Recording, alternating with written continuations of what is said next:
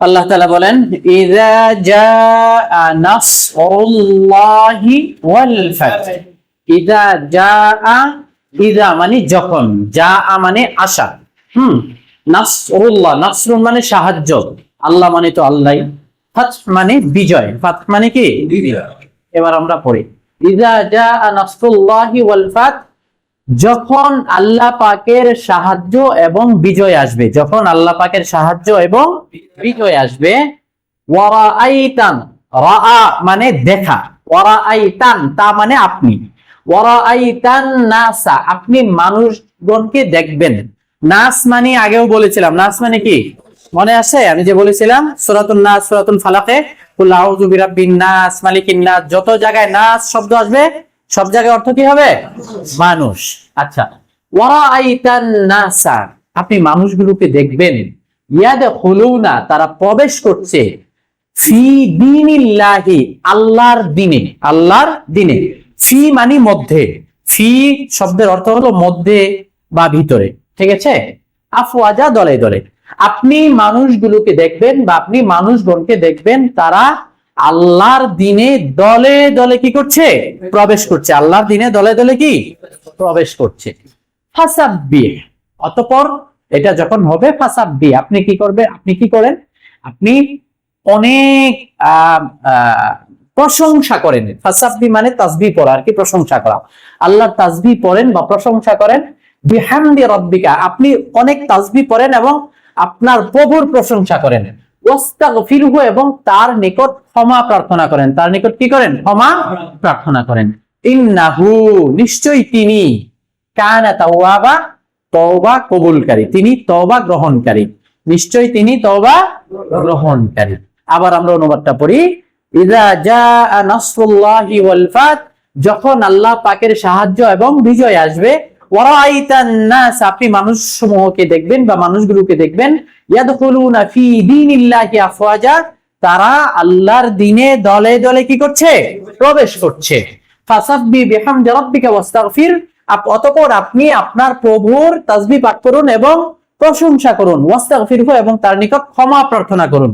ইন্নাহু কানা তাওয়াবা, কেননা তিনি তওবা গ্রহণকারী বা তওবা কবুলকারী। যাই হোক, এখানে কি বোঝানো হয়েছে? যে যখন আল্লাহ পাকের পক্ষ থেকে সাহায্য এবং বিজয় আসবে, সেটা হলো মক্কা বিজয়ের ব্যাপারটা আল্লাহ তাআলা এখানে বলে দিয়েছেন। ঠিক আছে? যে মক্কা বিজয় যেভাবে হবে, যেমন মক্কা বিজয়ের আগে মানুষ 1 জন 2 জন 5 জন এরকম করে মুসলমান হইতো, তাই না? কিন্তু যখন মক্কা বিজয় হয়ে গেল, মক্কা বিজয় হয়েছিল 8 হিজরিতে। কয় হিজরিতে? 8ম হিজরিতে। তো মক্কা বিজয় যখন হয়ে গেল, তখন মানুষ ঠিকই এইভাবে, যেটা এখানে বলা হয়েছে যে দলে দলে, মানে এক একটা বংশ, এক একটা গোত্র আসছে আর মুসলমান হয়েছে, যেটাকে বলে একেবারে পাইকারি হারে, ঠিক না? তো এটা আল্লাহ পাকের পক্ষ থেকে সবচেয়ে বড় বিজয় ছিল। এটা আল্লাহ পাকের পক্ষ থেকে সবচেয়ে বড় সাহায্য এবং সবচেয়ে বড় বিজয় ছিল মক্কা বিজয়। ফাতহে মক্কা বলা হয় মক্কা বিজয়। তো সেই ব্যাপারটাই আল্লাহ তাআলা এখানে বলেছেন। তো এইখানে আবার আরেকটা বিষয় আল্লাহ তাআলা ইঙ্গিত দিয়েছেন, যেটা হযরত মুফাসসিরিনে কেরাম বলেছেন। এই আয়াত নিয়ে যখন গবেষণা হচ্ছিল, তখন ওমর রাদিয়াল্লাহু তাআলা আনহু হযরত ইবনে আব্বাস রাদিয়াল্লাহু তাআলা আনহুকে ডাকলেন। মুফাসসিরিনদের সর্দার ইবনে আব্বাস রাদিয়াল্লাহু তাআলা আনহুকে ডাকলেন, বললেন যে আচ্ছা, তুমি এই আয়াতের মধ্যে আর কি দেখো? এখানে তো ফাতহে মক্কার কথা বলা হয়েছে, এছাড়া তুমি আর কি দেখো এখানে?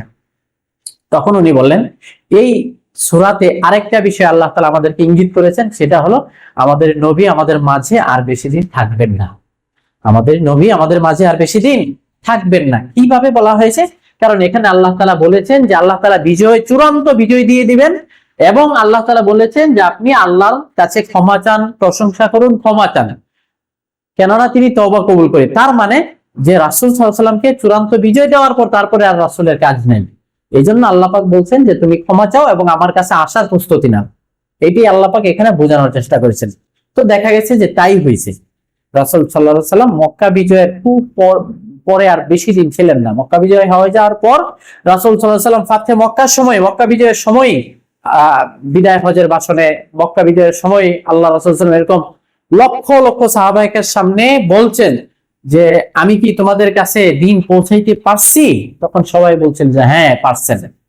তখন আল্লাহ রাসূল বলেছেন, ফাল ইউবাল্লিগুশ শাহিদ ওয়াল মাশহুদ, যে তোমরা যারা এখানে আছো সামনে, তোমরা যারা নাই, মানে গায়েব যারা, ফালইউবাল্লিগুশ শাহিদুল গায়ব, যে তোমরা যারা নাই, অনুপস্থিত, তাদেরকেও তোমরা এই কথাটা পৌঁছে দিও, এবং তোমরা আমার পক্ষ থেকে যে যতটুকু দিন শিখছো সেটা পৌঁছায় দিও। বাল্লিগু আন্নি ওয়ালাউ আয়া, আমার পক্ষ থেকে যদি একটি আয়াতও থেকে থাকে বা একটি বিষয়ও থেকে থাকে, তোমরা এটা অন্যজনকে পৌঁছে দাও।